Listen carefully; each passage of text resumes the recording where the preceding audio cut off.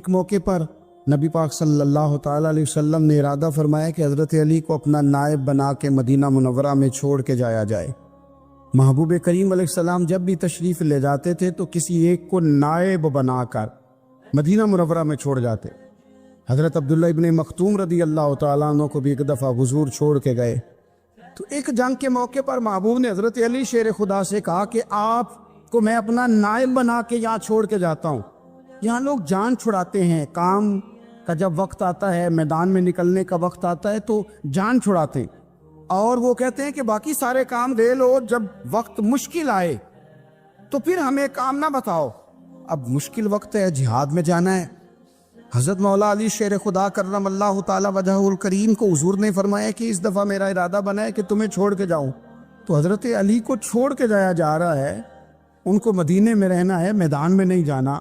عام آدمی کتنا پسند کرتا ہے کہ میں آرام سے رہوں گا، لیکن حضرت علی کو اتنا شوق تھا میدان جہاد کا، اتنی تڑپ تھی ان کے دل کے اندر کہ عرض کرنے لگے یا رسول اللہ صلی اللہ تعالی علیہ وسلم، رو پڑے، کہنے لگے حضور ساری دنیا میدان میں جہاد کرے گی اور میں یہاں عورتوں اور بچوں کے پاس رہوں گا، میں یہاں عورتوں اور بچوں کے بیچ وقت گزاروں، حضور مجھے لے کے جائیں۔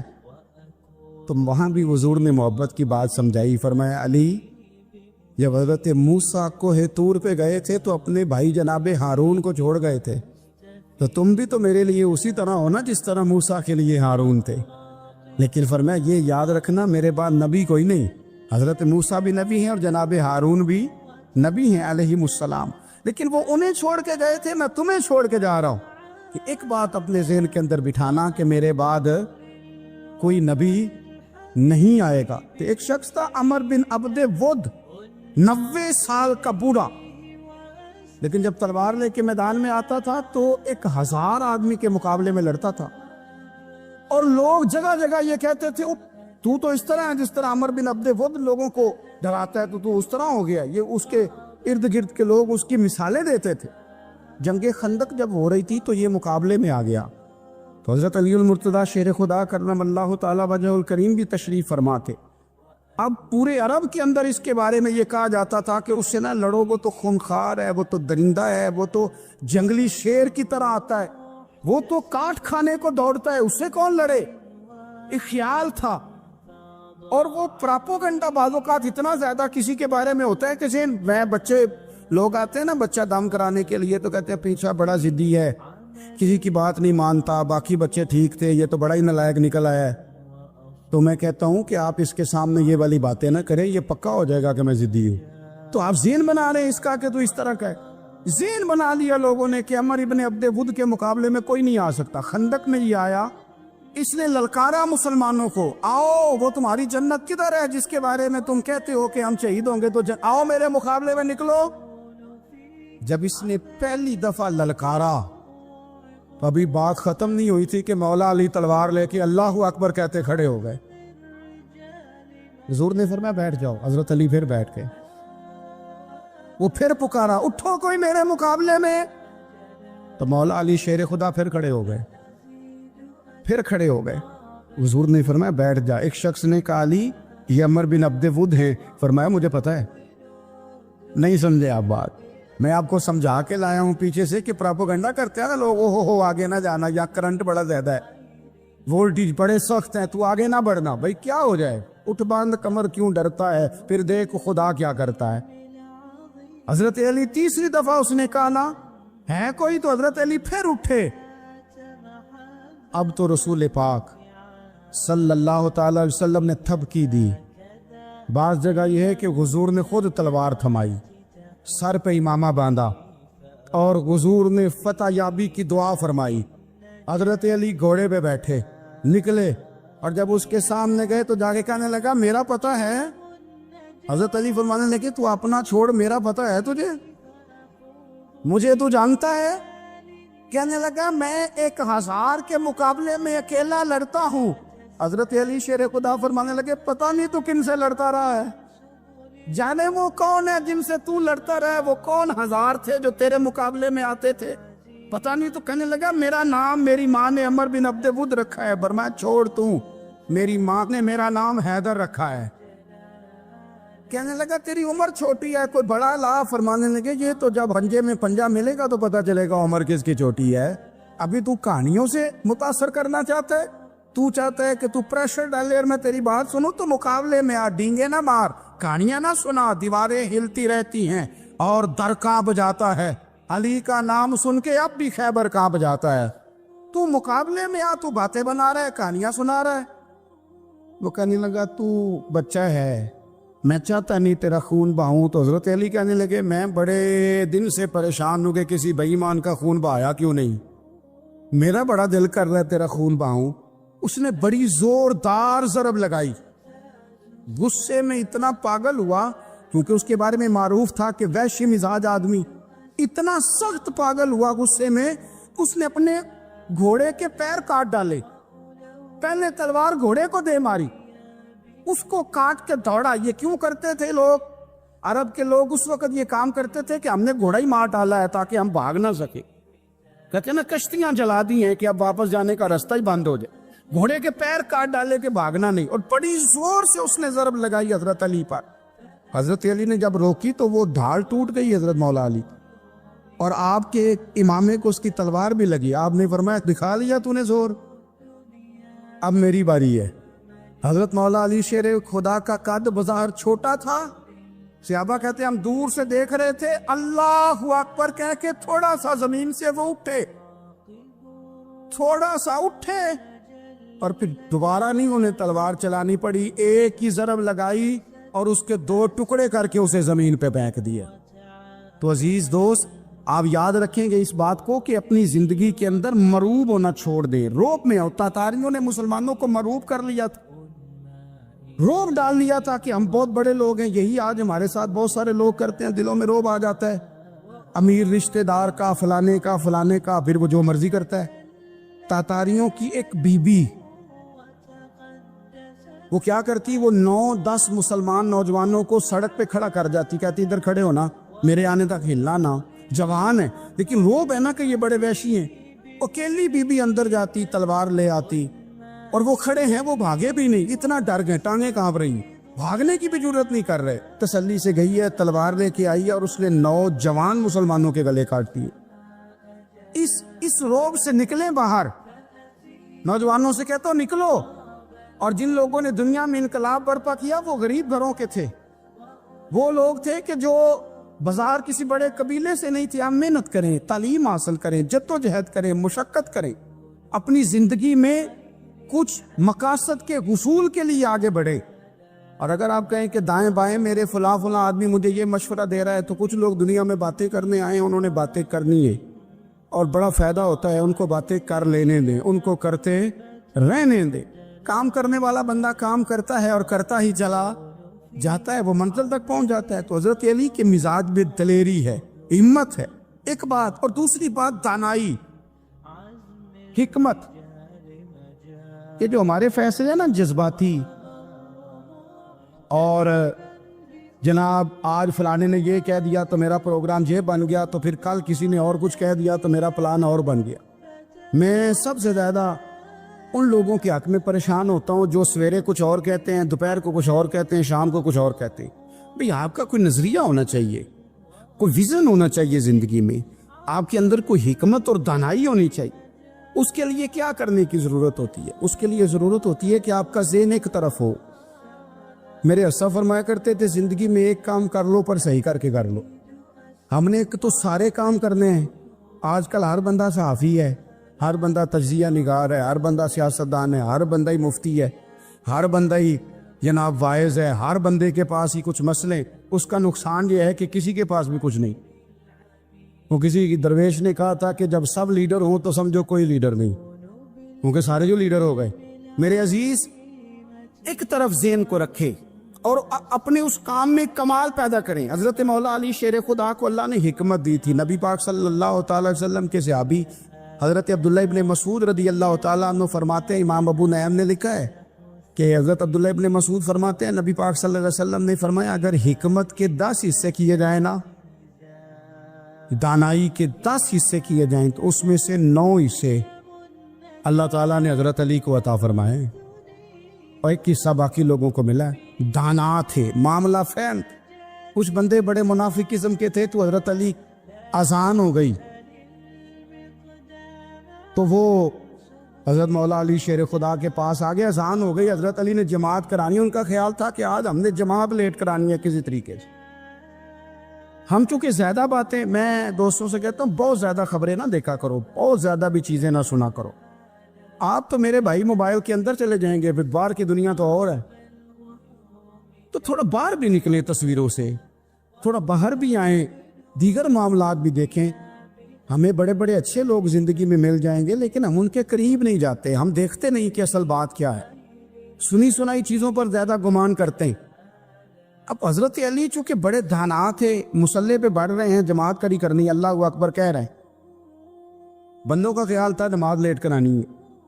ने फटाफट हजरत अली से कहा कि हुजूर जरा वो जानवर तो बताइएगा कितने हैं जो अंडे देते हैं, और जरा वो भी बताइएगा जो बच्चे देते हैं। ये अब कितने को बंदा जानवर गिने, आहिस्ता आहिस्ता बंदा शुमार करे। हो बकरी जो है वो बच्चा देती है, मुर्गी अंडा देती है, और गायें जो है वो बच्चा देती है, और बतख जो है वो अंडा देती है। बंदा तो ये गिनने लग जाए तो हजरत अली शेर खुदा यहाँ हाथ हैं, फरमाने लगे घर जाके गिन लेना। मोटी सी बात बताता हूँ, जिन जानवरों के कान बाहर होते हैं वो बच्चे देते हैं, जिनके अंदर होते हैं वो अंडे देते हैं। अल्लाह अकबर। नमाज की नीयत बांध ली, तुम किन्ना घर जाके। मोटी सी बात बता देता हूँ, वो साहब कहते हैं मैं हजरत अली रज़ी अल्लाह तआला अन्हु को जाने आया था, मैं खुद बड़ा उलझ गया। ये क्या माजरा है, क्या मुअम्मा है कि दो फिक्रों में उन्होंने बात को समेटा और कमाल कर दी। कहने लगे घर जाके गिनना, यहाँ टाइम नहीं, नमाज का वक्त है, बस जिनके कान अंदर है ना वो अंडे देते हैं, जिनके बाहर हैं वो जा जाके हिसाब करना। आप ढूंढ लें, तलाश कर लें, चले जाएं माहिरीन के पास, पर शेर खुदा शेर ही है। हजरत मौला अली के जुमलों में कमाल है, उनकी दानाई, उनका तदब्बुर, उनकी हिकमत, उनका फहम, उनकी फिरासत, उनका कमाल। एक शख्स बड़ी दूर से आया, उसने कहा हुजूर मुझे ना लंबी बातें याद नहीं रहती, दो बातें बस बता दें, मैं अमल करूं तो जिंदगी बन जाए, दो बातें। तो हजरत अली फरमाने लगे लंबी उम्मीदें ना लगाना, लंबी उम्मीदें ना लगाना, मौत का पता नहीं कब आ जाए। मनसूबाबंदी जरूर करना आने वाली नस्लों के लिए, अपनी अपनी जात के लिए लंबी उम्मीदें ना बांधना, ये भी कर लूंगा, ये भी कर लूंगा। हम रिटायर नहीं होते जिंदगी भर, प्लान पे प्लान, प्लान पे प्लान। तो अगर हम प्लान कर रहे होते हैं तो जो हमारे नीचे होते हैं वो हमें रिटायर करने का प्लान कर रहे होते हैं। औलादें तक वालिदैन को कमजोर करने के दर पे होती है कि अब ये हटे तो हमारी बारी आए। हजरत अली फरमाने लगे दो काम, एक तो लंबी उम्मीद ना बांधना, और दूसरा फरमाया अपने नफ्स की ख्वाहिश की पैरवी से बचना। दुनिया में रुसवा वो लोग हो जाते हैं जो अपने नफ्स की ख्वाहिश की पैरवी करते हैं, वो बुज़दिल हो जाते हैं जो ख्वाहिशात नफसानी के पीछे भागते हैं। ये काम ना करना। इमाम राजी कहते हैं कि सैयदा फातिमा ज़हरा रज़ी अल्लाह ताला अन्हा के दोनों शहजादे हसनैन करीमैन बीमार हो गए, तो सैयदा ने मन्नत मांगी कि बच्चों को शिफा होगी तो 3 रोज़े रखूंगी। शिफा हो गई, रोज़े भी रख लिए। और जब मौला अली शेर खुदा रोज़ा रखने के लिए बेदार हुए, सैयदा फातिमा ज़हरा बेदार हुई, तो इमाम हसन और हुसैन भी उठ गए। 7-8 साल की उम्र, अम्मा जी हमने भी रखना है। सुबह खजूर और दूध से रोज़ा रख लिया गया। ऐन इफ्तारी के वक्त मौला अली कहते हैं फाके चल रहे थे, कहीं से मैं जौं लाया थोड़े से। सैयदा फातिमा ज़हरा ने पीस कर रोटियां पकाईं। वो वक्त जो बड़ा मुश्किल होता है इफ्तार का, कहते हैं उस वक्त जब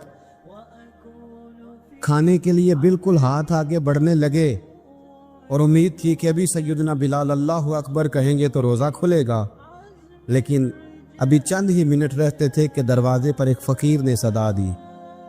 कहने लगा सारे मदीने के दरवाजे खटखटा आया हूँ, कहत है फाका है, ए रसूलुल्लाह के ख़ानदान वालों, मैं यतीम हूँ। किसी ने बताया है कि और कोई दरवाज़ा खुले ना खुले, सैयदा का दरवाज़ा तेरे लिए ज़रूर खुलेगा, क्या यतीम को रोटी मिलेगी? तो हज़रत मौला अली ने बच्चों की तरफ देखा ही था कि इमाम हसन सारी रोटियां जाके दरवाजे पे दे आए। खजूर और पानी से इफ्तार हो गया। सुबह फिर खजूर और दूध से रोज़ा रखा। इमाम राजी कहते हैं ऐन वो वक्त जब इफ्तार का टाइम आया तो फिर दरवाजे पे किसी ने सदा दी। کہا رسول اللہ کے خاندان والوں میں مسکین ہوں، رات سے روٹی کھائی ہے، نہ صبح کھا سکا نہ دوپہر۔ کسی نے بتایا ہے کہ اس دروازے سے خالی کوئی نہیں جاتا۔ امام حسن نے پھر سارا لنگر اٹھایا اور پھر جا کے دے دیا۔ تیسرا دن پھر ہوا۔ مجھے لگتا ہے کہ جب افطار کا ٹائم آیا ہوگا نا تو یہ خود ہی سارے دروازے پہ دیکھتے ہوں گے، یہ کوئی آیا نہیں لینے والا ابھی تک۔ لگتا ہے کہ نظریں دروازے پہ تھیں۔ عین افطار کے وقت 3 روٹیاں جب جاؤں کی پک کے آئی تو ایک بھکاری نے صدا دی، کہنے لگا میں قیدی ہوں، آج ہی قید سے رہائی ملی ہے، پہلے دن کسی کے دروازے پہ صدا ملی ہے، دی ہے روٹی ملے گی۔ امام حسن وہ کھانا دے کے واپس لوٹے، کھجور اور پانی سے افطار ہوا، اور جیسے ہی مسجد نبوی میں تینوں باپ بیٹا نماز پڑھنے گئے تو مولا علی کہتے مجھے بتانا نہیں پڑا، رسول کریم نے میری طرف دیکھ کے فرمایا علی تیرا، فاطمہ کا، حسن اور حسین کا 3 دن والا عمل خدا کو بھی بڑا پسند آیا ہے اور محمد مصطفیٰ کو بھی بڑا پسند آیا، وہ بڑا پسندیدہ عمل۔ میں کہتا ہوں کہ حضرت فاطمہ نے نا ان کی تربیت پہلے ہی کر دی تھی، 3 دن بغیر افطار کے روزہ رکھنے کی، وہ ٹریننگ گھر سے ہو چکی تھی۔ اب میدان کربلا میں 3 دن بھوکا پیاسا رہنا ان کے لیے مشکل نہیں تھا۔ حضرت جناب سیدہ زینب بنت ابی رافع کہتی ہے کہ سیدہ فاطمہ الزہرا نا ایک دن اپنے دونوں شہزادوں کو لے کے، جب حضور کی طبیعت مبارک بظاہر علیل تھی جس میں حضور کا وصال ہوا، دونوں شہزادے لے کے سیدہ فاطمہ نبی کریم کی بارگاہ میں گئی، کہنے لگی یا رسول اللہ میرے بچوں کو کچھ دیجئے۔ سیدہ پاک تو حضور اٹھ کے بیٹھ گئے، اس کندھے سے امام حسن کو لگایا اور اس سے امام حسین کو لگایا اور فرمایا فاطمہ کہ جو میرا حسن ہے نا اس کو میں اپنی ہیبت اور سرداری دیتا ہوں، اور فرمایا یہ جو میرا حسین ہے نا حسین کو میں اپنی جرت اور سخاوت دیتا ہوں، میرا حسین جرت مند ہوگا اور سخی ہوگا۔ داتا گانج بخش علی حجویری، امام الاولیاء، سید الاصفیاء، داتا صاحب کشف المعجوب میں فرماتے ایک دن نا امام حسین کے پاس ایک شخص آیا بڑی دور سے کچھ مانگنے، کہا حضور کچھ دیجئے۔ وہ شخص کہتا ہے کہ میرا ظرف یہ تھا کہ 4-5 دینار ملیں گے، تو امام حسین فرمانے لگے تھوڑی دیر بیٹھ جا، رزق آ رہا ہے۔